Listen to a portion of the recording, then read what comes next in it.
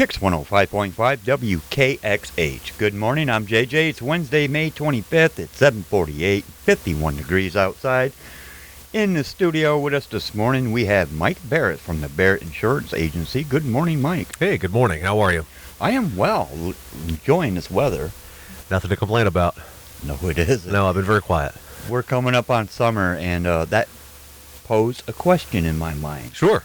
There's a lot of events going to be taking place. Yeah. What do people do about getting insured for these events? It's a really good question. So yeah, this is the time of the year. In fact, it's actually we've probably gone into it a little bit, right? So there's already been events like 5Ks. I happen to know of one, right? But there's been a plethora of events already. There'll be more throughout the summer. And the question being, if you are holding an event or hosting an event or going to an event, does the event have coverage? The question, or the answer to that question, is maybe.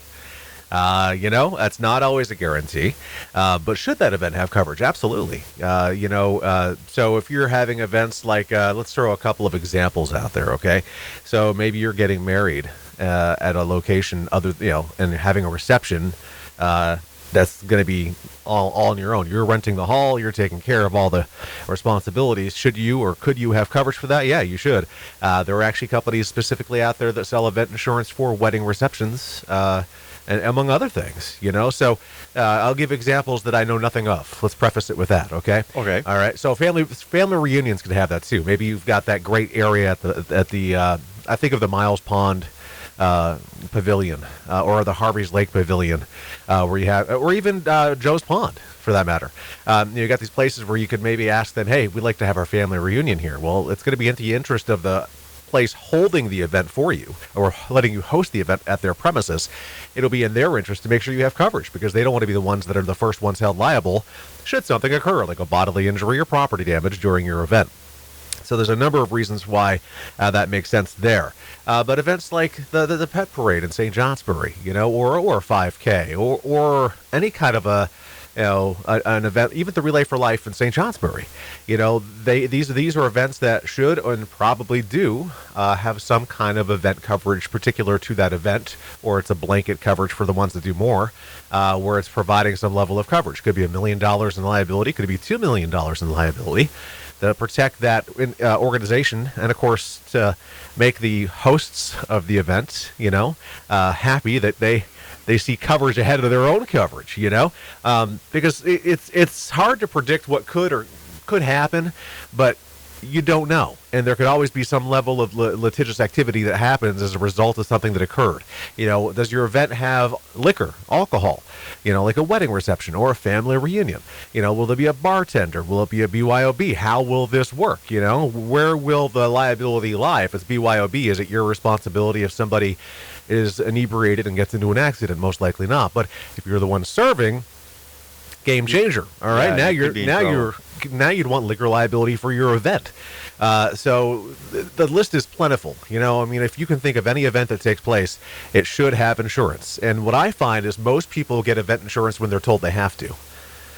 And I always tell people, don't get insurance because you're being told you have to. Get insurance because you want to be prepared should the inevitable or the unexpected happen. I shouldn't say the inevitable. Goodness gracious. But the unexpected happen.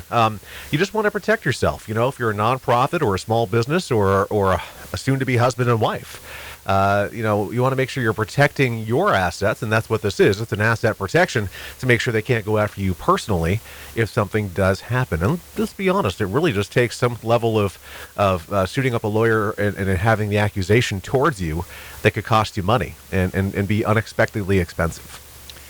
Okay, so thinking about event insurance. Okay, so there's a lot of events going to be coming up. Sure. And we got the farmer's market. Sure. Okay, so if you're at the farmer's market and your booth catches on fire and someone gets hurt. Well, think about even the little one, the little thing, like maybe you've got a display item, or maybe you have a tent that gets blown away in the wind, or maybe you have an anchor for your tent that somebody trips over at the farmer's market. So it's safe to say that the farmer's market probably has, for the farmer's market themselves, probably like some kind of a liability policy, but then all the vendors at that market should have it too. And many do. I know many that do. So you should have a policy that would cover you as being a vendor at a farmer's market. That way you have liability protection from an insurance company to protect you should the unexpected happen there as well. It's pretty crucial to have. Many people go, well, it's never going to happen. And the thing that this was probably a tough lesson for me to learn, because that's the way I thought, right? Oh, it's never going to happen. You don't need it. We're fine. We're safe. We're good. It only takes one time. Only takes one time. All right. So, you may have the example I used to hear a lot from insurance inspectors, when I'd be fighting with them about a wood stove. I'm like, that's fine. There's nothing wrong with that. Well, no, we see this, that. I'm like, yeah, but they've been burning it for 30 years that way. Sure. That means they're due. That's the way a lot of these inspectors would be. And, that was a hard pill for me to swallow, going, no, don't tell me what to do. Because I have that mindset as well. But I get it. You want to make sure you have some level of protection. So don't just assume that you're safe. Don't just assume that you're covered. Look into it. We quote event insurance all the time. We have event insurance for events that you can't even think about, because I have so many options. What about during the summer? Of course, they have concerts down at Bandstand Park in Lunenville, right? Bandstand Park. Plus, they have the Levitt Amp concert series at Dog Mountain. Plus the St. Johnsbury Band performs in St. Johnsbury. I'm sure all of these events have some level of event liability or protection through some sort of a policy that is accounting for them doing these events. Even the vendors who would be at Levitt Amp, that are doing things, they would have insurance. If you have vendors at pretty much any event, even if you mentioned this morning the fair and I said, no, we can't talk about the fair. Summer hasn't started yet. Don't do that. But, even at the fair, all the vendors at the fair have insurance. The fair has insurance. The vendors have insurance. Everybody has insurance. It's to protect yourself, and that's what it's all about. So it's not a good idea just to grab you and a bunch of your buddies and your guitars and stuff and just go down to the park and start playing, and you have nothing. And somebody gets hurt, who's responsible? Right. It could come back on you. So if you're doing it professionally, that'd be one thing. If you're just doing it to just go out and, there's always that gray area, right? So there's a million and one things to consider. But the best part about it is that we have the ability to look at that option, talk you through it, give you some estimates of cost. Could be $400, $500, $600 for your event. Which, some people might go, oh, that's not bad, and other people might go, that's really expensive. And I would agree with both, depending on the situation. But to have proper coverage really is appropriate. So if you have an event that you're considering doing, make sure you check that part of it. Make that part of your due diligence. So we got boating season. Yes, is here. Okay, so now say obviously you're not supposed to drink and drive when you're operating a boat, right? But what if you have a passenger that's drunk and they fall off and suddenly they get hurt? Yeah. So hopefully who's responsible? Hopefully you have boat insurance, because it would probably fall back onto that. Probably, I don't know if it would necessarily come back. It could come back as a liability situation for you, but maybe just as simple as medical payments that are available on a boat policy. So it's tough,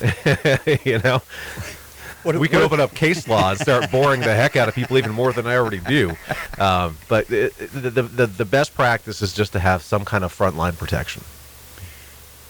Right. So if I'm skiing, okay, I'm getting pulled behind a boat, okay, and I hit a log, and everything just goes bad, is somebody liable for that? I don't know if anybody would be liable for that. I mean, you are in an active act that does have some inherent danger to it, so there was an assumption of risk at that point.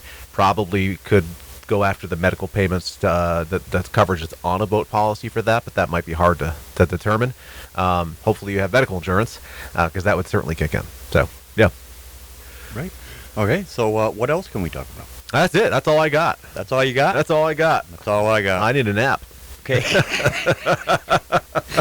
Right, so we'll wrap it up. So if somebody wants to reach out to you, if they're having an event coming up and they want to talk about getting insured, how can they reach you? Sure, give us a call, 748-5224. You can find us on Portland Street in St. Johnsbury, online, thebarrettagency.com. Google, Facebook, and YouTube is Barrett Insurance Agency. And one thing I thought of, just barely as I was spewing all that out, is that, we're talking about events in the summer, but there's events in the winter like Christmas bazaars and all these different things. Those are events. Those are all things that should have coverage too. Things that should have coverage. Yep. Well, thank you so much, Mike, for coming in and sharing that with us. My pleasure. That's information I did not know. Well, there you go. I just learned something Teaching new moment. in the insurance world. Thank you so much, Mike. Mike Barrett from the Barrett Insurance Agency. You'll be back next week, and we'll come up with some more groovy, interesting stuff to talk about. Hopefully. All right. Fingers crossed.